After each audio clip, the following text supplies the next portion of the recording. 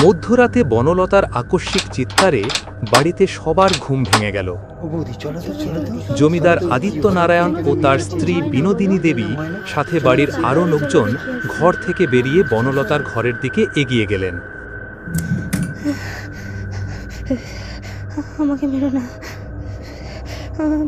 বনলতা জমিদার বাবুর একমাত্র কন্যা। বনলতা শান্ত প্রকৃতির, কোনোদিনও জোরে কথাও বলে না কারোর সঙ্গে। তার এমন কি হলো যে রাত্রিবেলা এরকম চিৎকার জুড়ে দিল? বনলতার ঘরে প্রবেশ করে সবাই দেখল যে সে পালঙ্কের ওপর বসে থরথর করে কাঁপছে। বিনোদিনী দেবী মেয়ের কাছে গিয়ে প্রশ্ন করলেন, লতা, কি হয়েছে মা? কি হয়েছে? শরীর ঠিক আছে তো মা? মা, ও মা, মা শোনো, আমি না ঘরে একজনকে দেখেছি মা। এই কথা শুনে জমিদার মশাই ক্রুদ্ধ হয়ে প্রহরীকে ডাকলেন। প্রহরী, প্রহরী, প্রহরী! আজ্ঞে হুজুর, কোথায় থাকো তুমি? রাত্রিবেলা আমার মেয়ের ঘরে কে ঢুকলো? তুমি থাকতে? না হুজুর, আমি তো সারাক্ষণ সজাগ থেকে সম্পূর্ণ দোতলায় পাহারা দিচ্ছি, কেউ এদিকে আসেনি হুজুর। তাহলে কি আমার মেয়ে মিথ্যা কথা বলছে? হুঙ্কার দিয়ে প্রশ্ন করলেন জমিদার মশাই। প্রহরী মাথা নিচু করে দাঁড়িয়ে রইল। বনলতা কম্পিত স্বরে বলল, আমি যাকে দেখেছি সে কোনো মানুষ ছিল না, সে কোনো মানুষ হতেই পারে না। ঘরের মধ্যেই সবাই চুপ করে রইল। কারোর মুখ থেকে কোনো কথা সরছে না। জমিদার মশাই ও বিনোদিনী দেবী হাঁ করে তাকিয়েছিলেন মেয়ের দিকে। বনলতা ভয়ে ভয়ে বলে চলল, আমি ঘুমাচ্ছিলাম, হঠাৎ আমার মনে হলো কেউ যেন আমার নাম ধরে ডাকছে। সে ডাকটা না মা একদম অন্য রকমের, জানো মা, একদম অন্য রকমের ছিল। পুরুষ ও মহিলার মেশানো একটা কণ্ঠ। তার মনে যেন আমার জন্য কত রাগ জমা আছে। জমিদার মশাই সব শুনে বললেন, আমার মনে হয় তুই স্বপ্ন দেখছিস মা। না না বাবা, না, আমি সত্যি স্বপ্ন দেখিনি। আমি যা দেখেছি চোখের সামনে দেখেছি, সজ্ঞানে দেখেছি।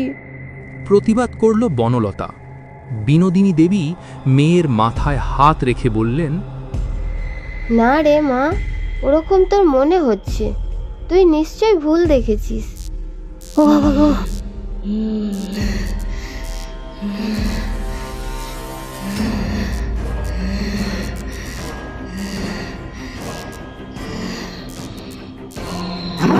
বিশ্বাস করছি না, শেষ হয়ে যাবে, সব শেষ হয়ে যাবে।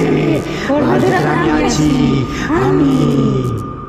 তারপর ধীরে ধীরে বনলতার শরীরটা ধনুকের মতো বেঁকে গেল।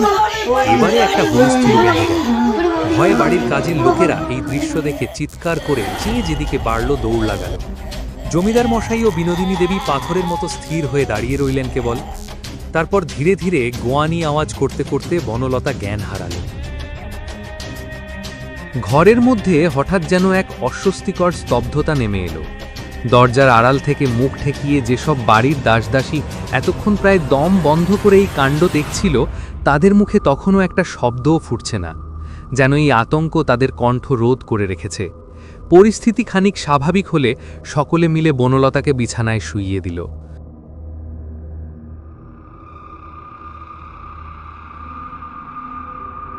আমাদের মেয়েটার কি হয়ে গেল গো?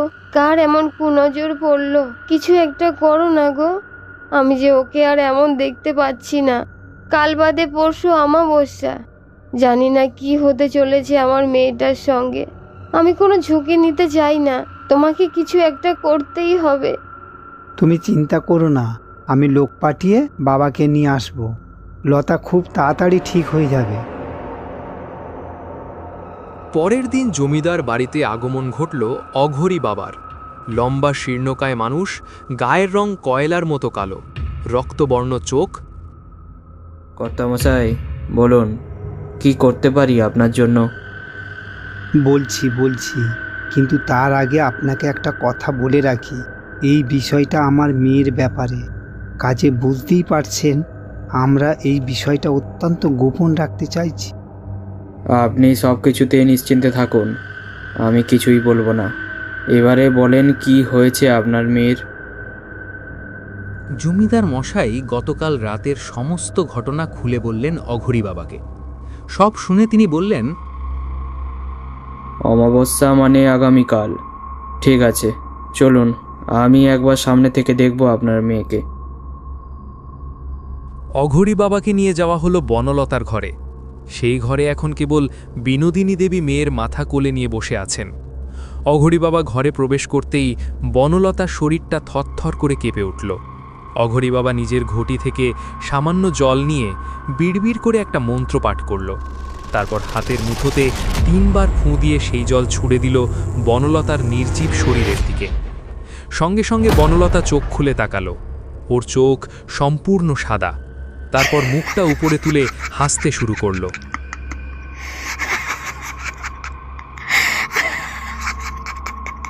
অঘরী বাবা বনলতার মাথায় হাত দিয়ে নিজের চোখ বন্ধ করল।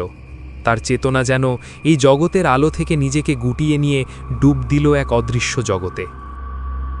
অন্ধকার এক দৃশ্যপটে ভেসে উঠল কিছু টুকরো টুকরো দৃশ্য, আবছা কাটা কাটা দৃশ্য।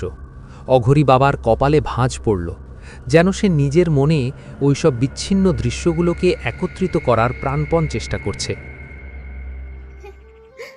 ওই এদিকে আয়, এদিকে আয়। এই তো আমি এখানে আছি, আয় ধর আমাকে। ধর ধর আমাকে, ধর। এদিকে আয়, আমাকে ধর। নিরিবিলি এক শান্ত গ্রামের পরিবেশ। এক নির্জন আমবাগানের ছায়ায় খেলা করছে মেয়ের দল। তাদের মধ্যে রয়েছে বনলতা।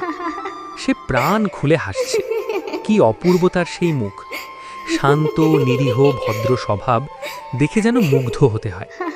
কিন্তু হঠাৎ মনে হলো কেউ যেন দূর থেকে বনলতাকে দেখছে একদৃষ্টে। ধর আমাকে। সেই অচেনা ব্যক্তি এ গাছের গুড়ি থেকে ও গাছের পেছনে গা ঢাকা দিতে দিতে ধীরে ধীরে এগিয়ে আসছে বনলতার দিকে।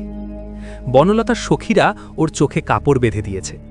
দুহাত সামনের দিকে বাড়িয়ে বনলতা ওর বন্ধুদের ধরার চেষ্টা করছে। এই করতে করতে একটু দলছুট হয়ে পড়ল সে। আর ঠিক তখনই বনলতা নিজের নাগালে পেল একজনকে। তার হাতটা ধরে উৎসাহের সঙ্গে বলে উঠল, এইবার ধরেছি। এবার কোথায় পালাবি তুই? পরক্ষণেই বনলতার মনে হল এই হাত কোনো পুরুষের। তৎক্ষণাৎ পিছিয়ে এলো বনলতা। চোখ থেকে কাপড়টা সরাতেই সে দেখল তার সামনে দাঁড়িয়ে রয়েছে এক অদ্ভুত দর্শন মূর্তি। কুচকুচে কালো, রোগাটে লোকটার মুখে খোঁচা খোঁচা দাড়ি। রক্তাভ চোখগুলো যেন আরেকটু হলেই কোটর থেকে বেরিয়ে আসবে। লোকটার বেশভূষা দেখে মনে হচ্ছে এই কোনো তান্ত্রিক হবে। বনলতা গম্ভীর স্বরে প্রশ্ন করল, আপনি আমাদের বাগানে কি করছেন? এই দিক দিয়েই যাচ্ছিলাম। খুব খিদে পেয়েছিল বলে ভিক্ষা করতে ঢুকে এলাম। হঠাৎ বাগানে তোমাদের খেলাধুলার শব্দ পেয়ে এখানে এসে তোমায় দেখে আমার চোখখানা আটকে গেল। চোখ আটকে গেল মানে কি? মানে নজর ফেরাতে পারলাম না তোমার দিক থেকে। কি অপূর্ব দেখতে তোমায় কিনা। আমি তোমায় বিয়ে করতে চাই। করবে আমায় বিয়ে? হবে আমার সাধন সঙ্গিনী। খুব সুখে রাখবো তোমায়। এই কথা বলার সাহসটা আপনার কি করে হলো? বেরিয়ে যান এখান থেকে। প্রেম প্রীতি কি আর কাপুরুষের দ্বারা হয়? চাঁদ তো সুন্দর বলেই আকাশ তাকে রোজ নিজের বুকে টেনে নেয়। পূর্ণিমার রাহাতে যেমন হয়, মনে হয় আকাশ আর চাঁদ একে অপরকে জড়িয়ে ধরে। আমার বাবা কে তুই জানিস? তান্ত্রিক আরও এগিয়ে গেল বনলতার দিকে। ওর হাতটা খপ করে ধরে ওকে কাছে টেনে নিয়ে বলল, মেয়ে দেখা হয়ে গেছে, বাপ দেখে কি করব? তান্ত্রিক কিছু বুঝে ওঠার আগেই বেতের মতো এক সপাটে চড় এসে পড়ল লোকটার গালে। তার পা দুটো টলে উঠল। 5 আঙুলের স্পষ্ট দাগ পড়ে গেল গালে। গাধার মতো চোখ মেলে খানিকক্ষণ সে তাকিয়ে রইল বনলতার দিকে। যেন তার সামনে কোনো মেয়ে নয়, দাঁড়িয়ে আছে আগুনের স্ফুলিঙ্গের এক জীবন্ত মূর্তি। বনলতা এবারে একটা ধাক্কা মেরে লোকটাকে সরিয়ে দিল। শয়তান, তোর এত বড় সাহস! এবারে তান্ত্রিক রাগে ফেটে পড়ল। ধক করে জ্বলে উঠল তার চোখের মণি দুটো। সে গর্জে উঠল, তুই আজ যা করলি এর মাসুল তোকে গুনতেই হবে। আমি তোকে শেষ করে দেব। পূর্ণিমার চাঁদ মনে করে তোকে আগলে রাখতে চেয়েছিলাম, কিন্তু এখন তোকে আমি গ্রাস করব। ঠিক যেমন অমাবস্যার রাতের অন্ধকার চাঁদকে গ্রাস করে। সেদিনের মতো লোকটা চলে গেল। অঘরী বাবা আস্তে আস্তে নিজের চোখ মেলে তাকিয়ে বনলতার মাথা থেকে নিজের হাত সরিয়ে নিল। অঘরী বাবা সমস্ত কথা খুলে বলল জমিদার ও তার পত্নীকে। জমিদার ক্রুদ্ধস্বরে বললেন, এখনই আমি প্রহরীদের বলছি ওই তান্ত্রিককে খোঁজার জন্য। এতে কোনো লাভ হবে না, আরও সময় নষ্ট হবে। তাছাড়া ওই ভণ্ড তান্ত্রিককে পেলেও আর কোনো লাভ হবে না, কারণ ও নিজে চাইলেও এখন আপনার মেয়েকে বাঁচাতে পারবে না। রাগে ক্ষোভে অপমানে ও আপনার মেয়েকে বান মেরেছে। হ্যাঁ, অমাবস্যার আগেই এই বান নিষ্ক্রিয় না করলে আপনার মেয়েকে আর বাঁচানো যাবে না। তাহলে সেটাই করুন দয়া করে, যত টাকা লাগে আমি দেব। বললেই তো এই কাজ করা যায় না গিন্নিমা। অন্যের বান নিষ্ক্রিয় করলে বিপদ যে আমার ঘাড়েও আসতে পারে। তাছাড়া এ কাজ কেবল শ্মশানে বসেই করতে হবে। তারপর ঝুলি থেকে একটা লেবু বের করে অঘরী বাবা বনলতার হাতের মুঠোতে রেখে একটা কালো কাপড় দিয়ে ওর হাতটা বেঁধে দিয়ে বলল, এটা ওর হাতেই থাকবে। আপনারা কালকের আগে এই ঘরে ঢুকবেন না। কাল ঠিক রাত 11টার সময় এই লেবুটা আপনারা বের করে নেবেন। তারপর এই বাড়ির এক বিশ্বস্ত প্রহরীকে দিয়ে আমার কাছে পাঠাবেন। আমি ওই শ্মশানেই থাকব। পরের দিন সন্ধ্যা থেকেই বৃষ্টি নেমেছে। উত্তাল পরিবেশ দেখে মনে মনে আসন্ন বিপদের আন্দাজ করতে পারছিলেন জমিদার মশাই। আজই সেই দিন। আজ যদি বান নিষ্ক্রিয় না করা যায় তাহলে আর ভাবতে পারলেন না জমিদার আদিত্য নারায়ণ। মনে জোর রেখে এই লড়াইয়ের শেষ দেখে ছাড়বেন তিনি।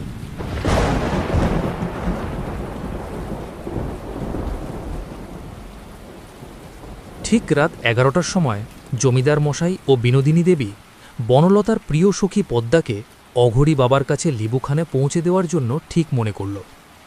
লেবুটা একেবারে কুচকুচে কালো রং ধারণ করেছে। একটা ছোট্ট পুটলির ভেতরে লেবুটা রেখে বিনোদিনী দেবী পদ্মার হাতে দিল। অঘরী বাবার নির্দেশ মতো খালি পায়ে বৃষ্টি মাথায় নিয়ে কোমরে আঁচল গুজে পদ্মা ওই লেবু নিয়ে বেরিয়ে পড়ল। কাছেই শ্মশান, সেই দিকেই সে ছুটে চলল। ঝড়ের গতি আরও বাড়তে লাগল। দানবের মতো আক্রমণ করছে বজ্রপাত, কিন্তু সব কিছু অগ্রাহ্য করে ছুটে চলল সে। তার ছোট দিদিমণির প্রাণ আজ তার হাতে। কোনো বাধাই তাকে আজ যেন থামাতে পারল না।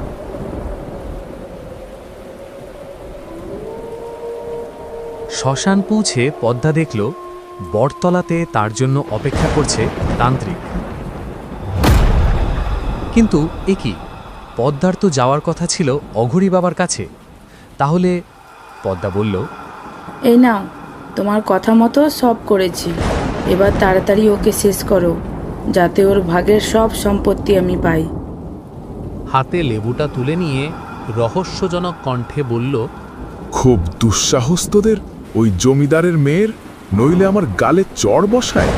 ভাগ্যিস সেদিন সুযোগ বুঝে ওর মাথা থেকে একটা চুল ছিঁড়ে নিয়েছিলাম, না হলে বান মারার মতো কোনো অস্ত্রই আমার কাছে থাকতো না। ভূষণ ওঝা এবারে পদ্মার দিকে তাকিয়ে বলল, তুই এখন পালা, তোর প্রাপ্য তুই ঠিক সময় পেয়ে যাবি। পদ্মা চলে গেল। ভূষণ ওঝা লেবুটা হাতের মুঠোয় নিয়ে এবারে চেপে ধরে বলল, মেয়ে মানুষের বেশি তেজ আমার কোনোদিনও সহ্য হয় না। আমায় অপমান করার ফল ভোগ করে এবার। ভূষণ ওঝা লেবুটা হাতের মুঠোয় ভীষণভাবে চেপে ধরল। লেবু থেকে গল গল করে বেরিয়ে এলো কালো তরল পদার্থ। অন্যদিকে বনলতার মুখ থেকেও বেরিয়ে এলো রক্ত। ওর শরীরের হাড়গোড়গুলো মটমট শব্দ করে ঘুরে যেতে লাগল। প্রচণ্ড যন্ত্রণায় বনলতা কাতরাতে কাতরাতে শেষ নিঃশ্বাস ত্যাগ করল। ঘড়িতে তখন ঠিক রাত 12টা।